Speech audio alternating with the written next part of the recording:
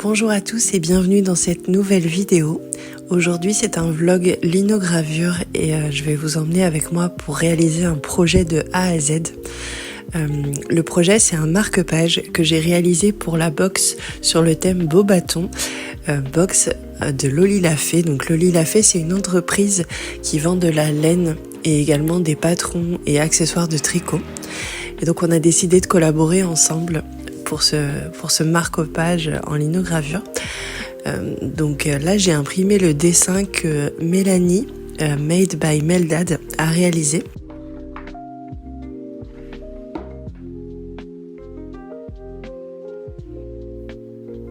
Donc c'est parti, je vais m'installer. Je vais d'abord fixer le dessin sur la planche lumineuse avec du masking tape. Et puis ensuite, je vais repasser sur tout le motif avec un crayon bois. Là, il est important de mettre le motif dans le bon sens, c'est-à-dire dans le sens où il sera vu plus tard. Vous allez comprendre.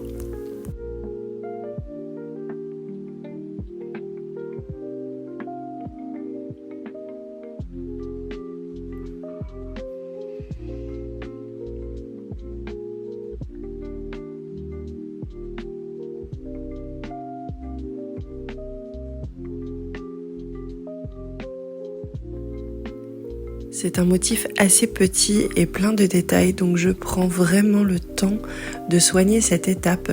Au plus je serai précise sur cette étape, au plus ce sera facile de graver pour moi après en respectant la finesse du travail de Mélanie.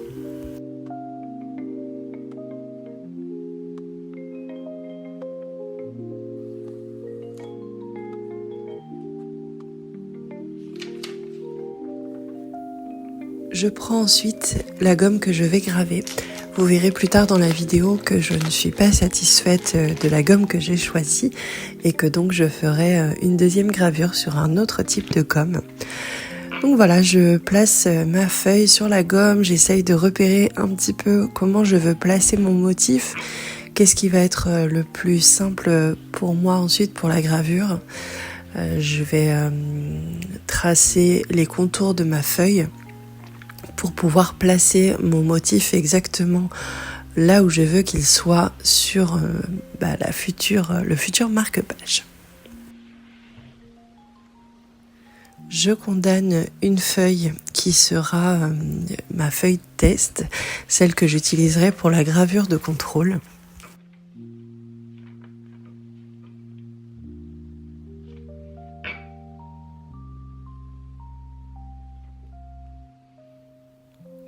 Je continue mes petites recherches pour définir exactement où je veux que le motif soit placé sur ma plaque.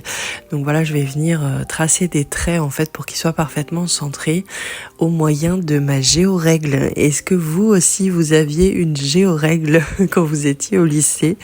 Moi, elle ne me quitte pas, c'est vraiment un souvenir de lycée pour le coup.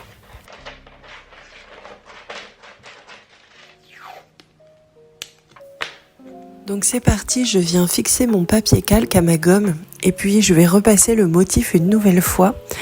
Donc le côté précédemment ancré se retrouve face à la gomme, ce qui fait que le motif est inversé et c'est très important puisqu'il va être de nouveau inversé une fois qu'on passera à l'ancrage définitif avec la peinture de linogravure. Donc là, il y a Rosie qui nous fait un petit coucou, qui est venue s'installer à la fenêtre de l'atelier.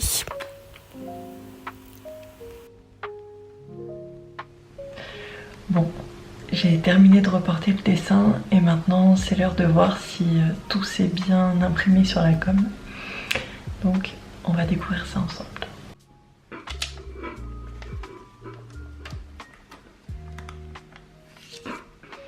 Donc, je suis plutôt contente du motif sur la gomme, c'est cool. Maintenant il reste quand même à creuser la gomme quoi, faire la linogravure. Donc voilà, mais bon, la première étape, je suis contente de la première étape on va dire.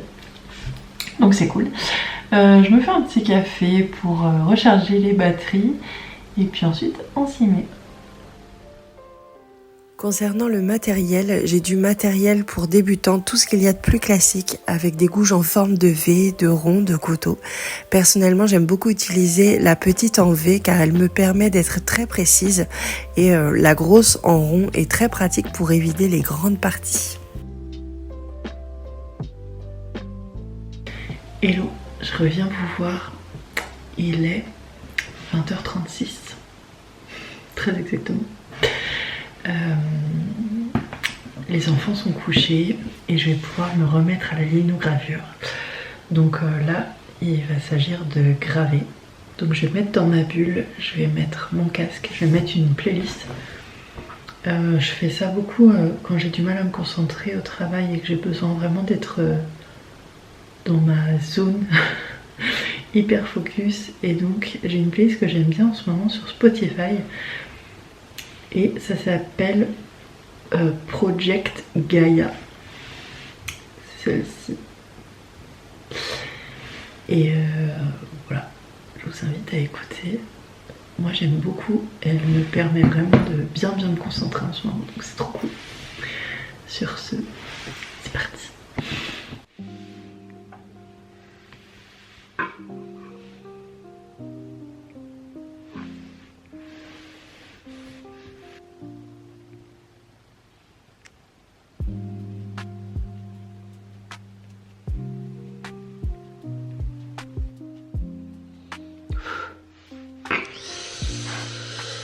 Ah purée.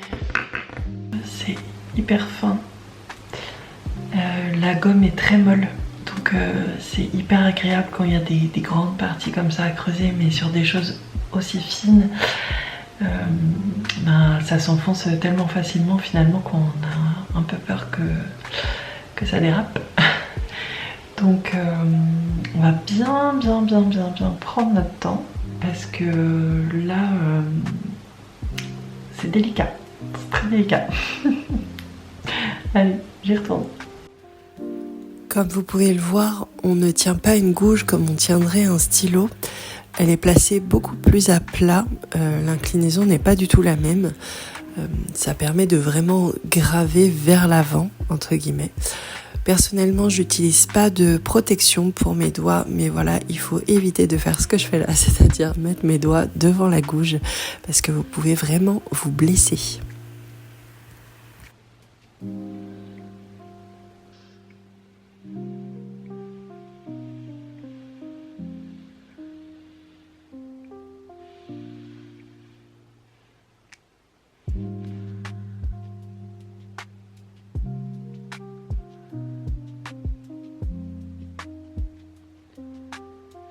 On en est là pour le moment. J'ai terminé cette aile là et j'ai fait tout le tour. Il faudra creuser après tout ça.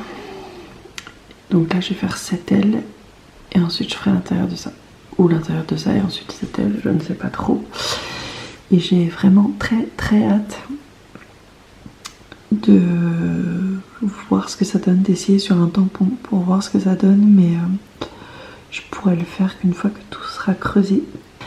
Donc on continue. Je laisse volontairement ces passages à vitesse réelle afin que vous puissiez vous rendre compte du temps que demande cet art et de la minutie nécessaire pour réaliser de si petits détails.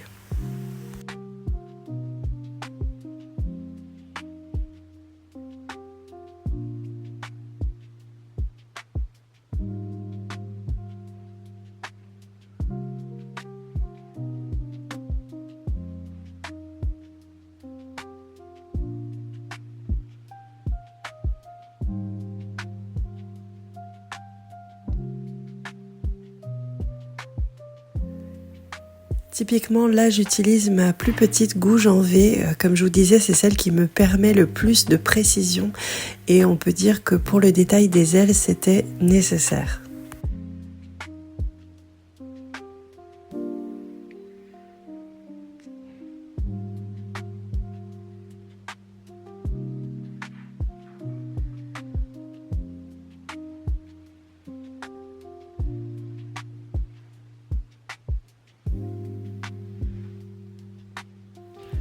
Maintenant que j'ai terminé de creuser tout le contour de mon motif et les détails de l'intérieur, je vais évider les grandes parties extérieures. Et pour le coup, là, j'utilise la plus grosse gouge en forme de rond.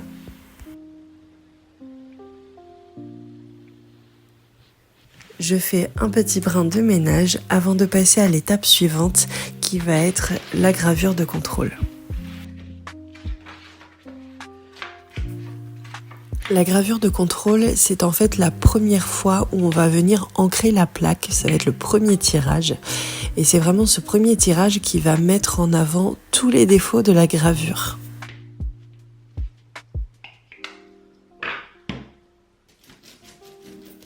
Je prépare maintenant mon encre. Je prends le temps de bien chauffer la matière. On veut arriver à une couche de peinture qui soit fine et bien homogène.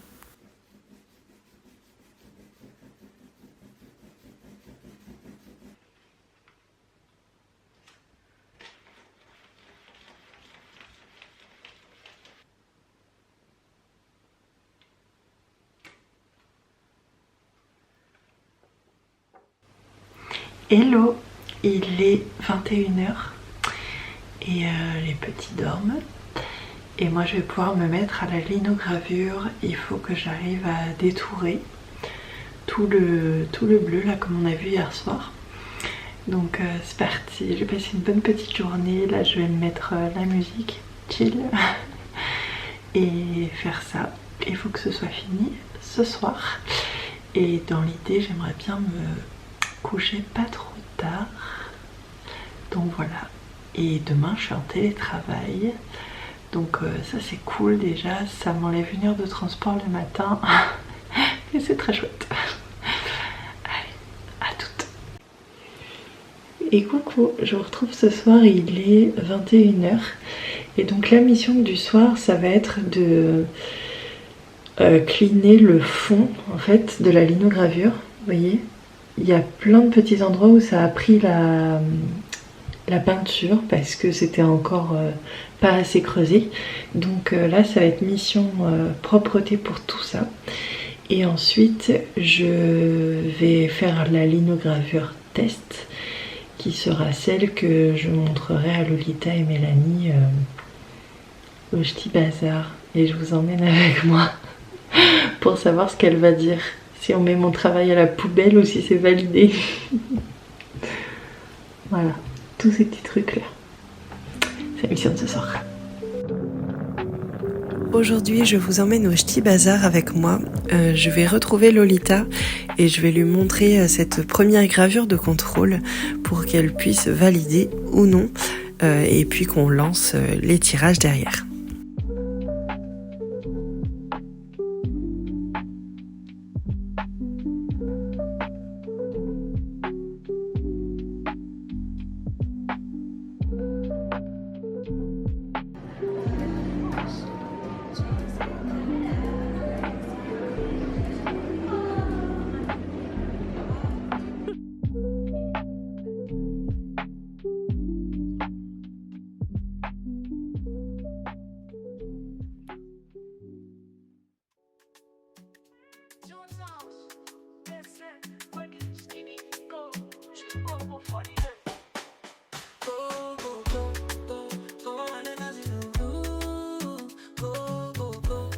Le Ch'ti Bazar et les moments entre copines, c'est terminé. Il est maintenant l'heure de retrouver l'atelier.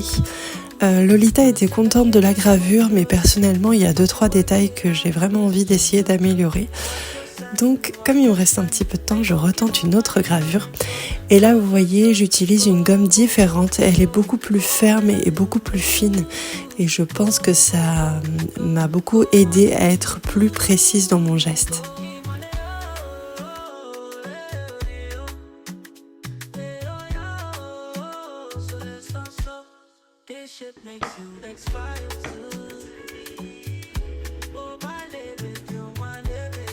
Ce premier ancrage, c'est vraiment mon moment préféré quand on voit toute l'illustration apparaître sous le rouleau de peinture. Je trouve que ça a vraiment quelque chose de magique.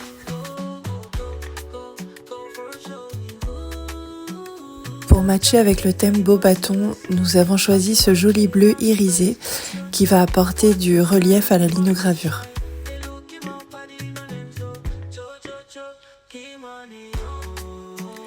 Là, j'entre dans une phase vraiment de recherche où je vais faire des tests encore et encore pour trouver la bonne pression, la bonne quantité de peinture.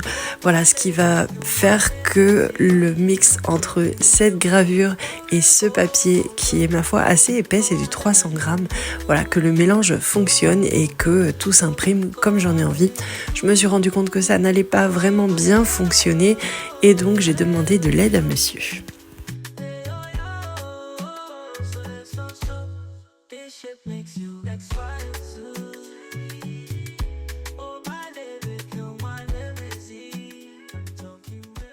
Hello, je vous retrouve aujourd'hui dans l'abri de jardin parce qu'en fait vous avez dû voir dans les images précédentes que monsieur est en train de me découper un carré de bois parce que la linogravure est assez petite. Je trouve ça assez difficile à manipuler puisque j'ai bien coupé le bord et tout pour que ce soit bien dégarni. Donc je me dis que j'aimerais tenter de la coller dessus pour faire un tampon finalement. Donc toujours utiliser la même technique d'ancrage que pour la linogravure classique, mais sur tampon pour que ce soit plus pratique pour moi parce que vu que c'est pas une linogravure sur une grande surface rectangulaire ou carrée, je trouve que c'est un petit peu délicat et je pense que le résultat sera du coup plus propre et plus précis comme ça.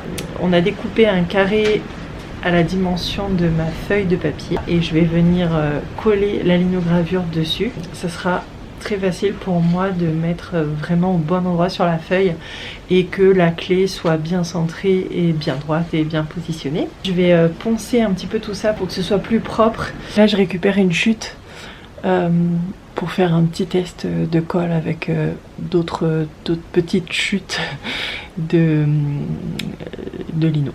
J'ai deux types de colle et j'hésite encore sur laquelle choisir. Aujourd'hui, j'ai lancé la première série de tirages et je suis trop contente. Le projet avance, donc voilà, on tient bon bout.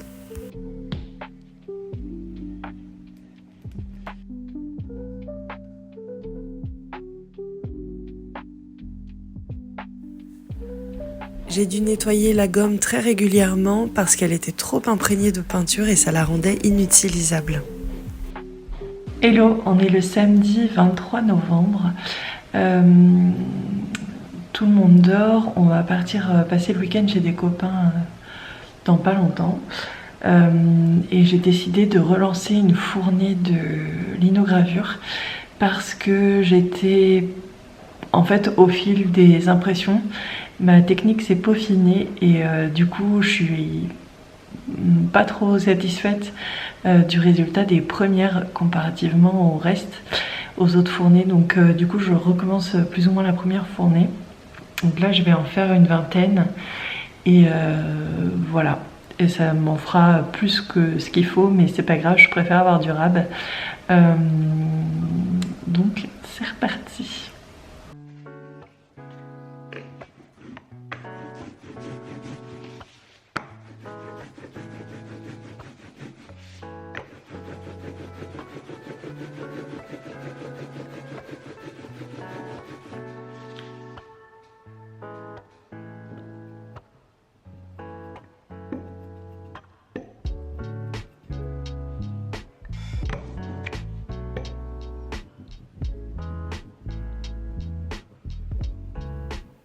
Je prends vraiment le temps de bien imprégner le motif de peinture de partout et de bien faire chauffer la matière pour que le résultat soit vraiment lisse et uniforme.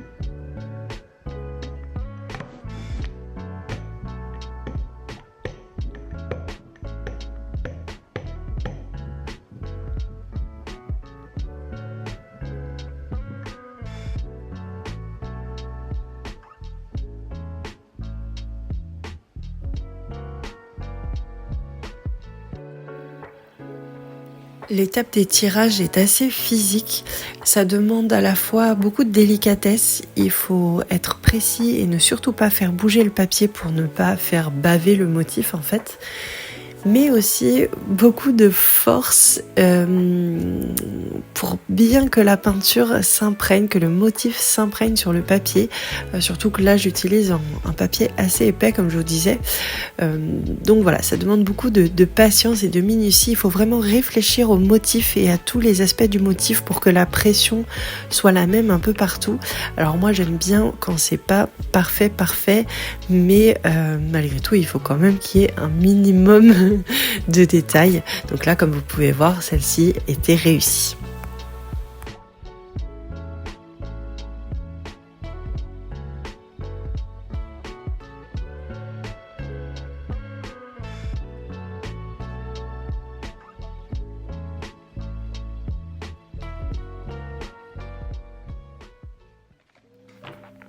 Dernière soirée avant le CSF et avant de devoir rendre mon travail à Lolita. Donc ce soir, je fais les trous et puis je vais découper tous les petits rubans pour pouvoir ensuite les insérer donc dans les petits trous pour terminer le marque-page.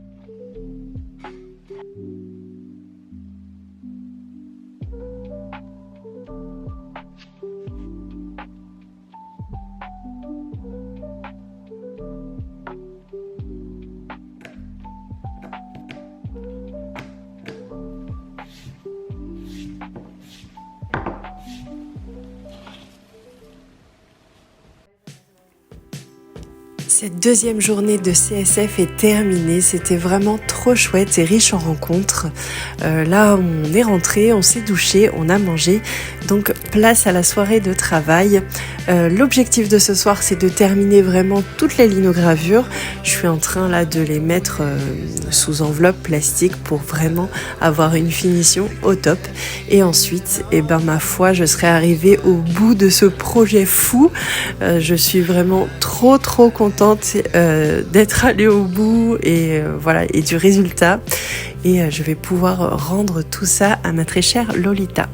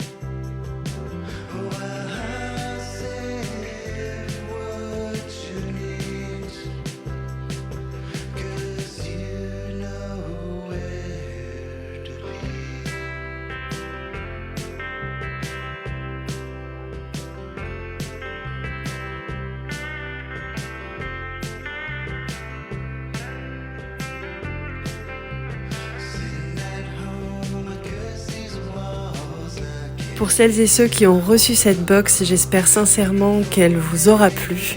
N'hésitez pas à me laisser un petit message en bas si vous souhaitez que je refasse des vidéos de linogravure ou voilà, si vous voulez juste me laisser un petit mot, ça me ferait très plaisir. Lolita, oui. C'est terminé, ça y est. Tu en as beaucoup. Trop beau. C'est fini, j'ai réussi. Trop bien, just on time. Mm. Il y en a combien? Je peux pas dire. Ah ok. Beaucoup. Beaucoup. Beaucoup. Beaucoup.